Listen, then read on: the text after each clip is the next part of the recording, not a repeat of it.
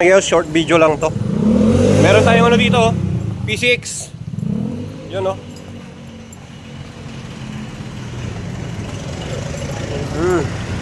Kung paano magtanggal ng oil change. Basic lang to. Di katulad ng ano to, mga ka-Tornicals, ha? Di katulad ng mga P6 na B2. Ito ay ano, pang P6 B3. Yan. Parang ano lang to, mga ka-Tornicals, para siyang click.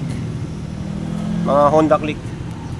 Meron siyang ano dito, yung cell dito, set, selecto, ito set.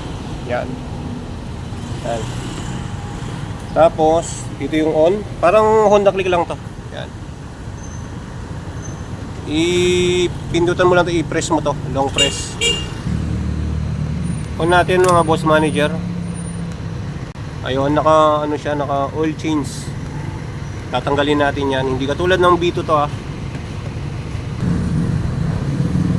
Okay, boss manager, long press to, tapos i-on mo. Hintayin mo, mawala yung oil change. Yun, ganun lang. Okay na. Okay, mga boss manager, ganun lang. Ito siya, PCX B3.